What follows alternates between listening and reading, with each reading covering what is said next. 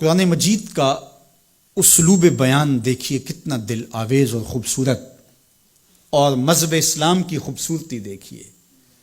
غریبوں کو، یتیموں کو، لاچاروں کو، اپاہج اور کمزوروں کو، بیوگان اور اراملہ اور مساکین کو مدد کرنا، ان کی اعانت کرنا، ان کو کھانا دینا، یہ تو سارے لوگ کہتے ہیں، لیکن قرآن نے کتنی خوبصورتی کے ساتھ ہمیں بتایا کہ مسئلہ کھانے کا نہیں ہے، مسئلہ ان کو عزت دینے کا ہے۔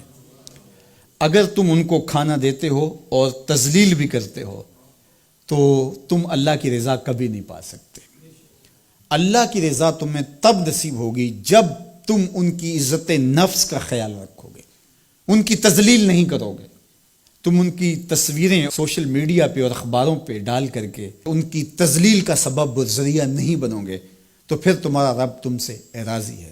تو بات کھانا دینے کی نہیں ہے، قرآن کہتا ہے تم ان کی خدمت کرو، ان کو کھانا کھلاؤ، لیکن اس چیز کا تمہیں پہلے خیال ہونا چاہیے کہ تم ان کی عزت نفس کو مجروح نہ ہونے دینا۔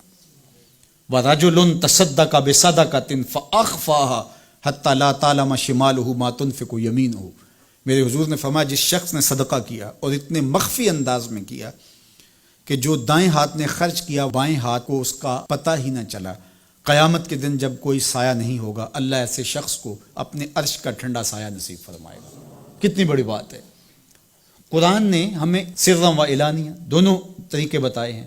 اعلانیہ بھی خرچ کر سکتے ہو، مخفی بھی خرچ کر سکتے ہو، لیکن اعلانیہ خرچ تم تب کرو گے جب کسی کی عزت نفس کا مسئلہ نہیں ہوگا۔ آپ مسجد کے لیے فنڈ مانگ رہے ہیں، کوئی بات نہیں، یہاں تو کوئی ایسا شخص نہیں ہے، لیکن کسی ایک شخص کو دے رہے ہیں تو پھر آپ کو اس بات کا خیال کرنا ہوگا، اس وقت پھر مخفی کرنا تمہارے لیے ضروری ہے۔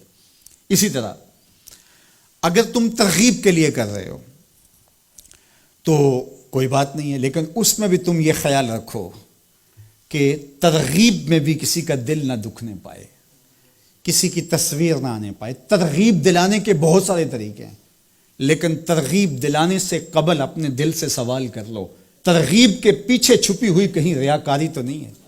چونکہ ریاکاری جو ہے یہ کالے پتھر پر کالے رنگ کی چونٹی چلے تو اس کی چال سے بھی زیادہ باریک ہے، تو یہ بڑی باریک چال ہے۔ تو بعض کا بندہ کہتا ہے میں تو ترغیب کے لیے کر رہا ہوں، لیکن اس کے پیچھے اس کا نفس کھڑا ہوتا ہے اور اس کے نفس پہ یہ شاک ہوتا ہے کہ وہ بغیر تشہیر کے کرے، تو وہ ترغیب کا نام لے کے اپنی اس ریاکاری کے اوپر ترغیب کا پردہ ڈالنا چاہتا ہے، لیکن ہوتی ریاکاری ہی ہے۔ تو یہ اپنے آپ سے پوچھے، بندے کو پتا ہوتا ہے کہ میں کہاں کھڑا ہوں۔ اقبال نے کہا تھا کہ ملا سے نہ پوچھ اپنے دل سے پوچھ، تو بندے کو پتا ہوتا ہے کہ یہ ترغیب ہے یا اس کے پیچھے چھپی ہوئی ریاکاری ہے، اور ریاکاری تھوڑی سی بھی اللہ کو قابل قبول نہیں ہے۔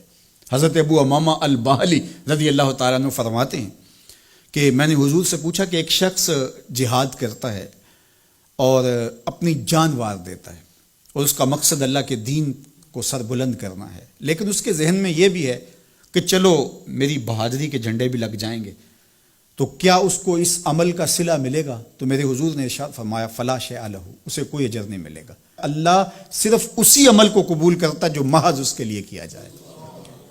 تیرے عمل میں اخلاص ہو تو اس کا اجر کچھ اور ہے، حور و خیام سے گزر بادہ و جام سے گزر، جو محض اس کی رضا کے لیے عمل کیا جائے وہی عمل ہے۔ حضرت معاذ بن جبل رضی اللہ تعالیٰ عنہ حضور کے روضہ انور کے پاس بیٹھ کے رو رہے تھے۔ حضرت عمر گزرے تو رک گئے، کہا معاذ رو رہے ہو؟ کہا کہ صاحب مزار کا ایک فرمان یاد آیا جس نے مجھے رلا دیا۔ تو کہا وہ کیا فرمان تھا؟ کہا ایک دن حضور نے کہا تھا تھوڑی سی ریا بھی شرک ہے، تھوڑی سی ریا بھی شرک ہے۔ تو ضرور رکیے، آپ ترغیب کا نام لے رہے ہیں کہ میں ترغیب دینے کے لیے کر رہا ہوں، لیکن ذرا ایک لمحے کے لیے رک کے اپنے آپ سے سوال کر لیجئے ترغیب کے پردوں کے پیچھے چھپی ہوئی کہیں ریا تو نہیں ہے؟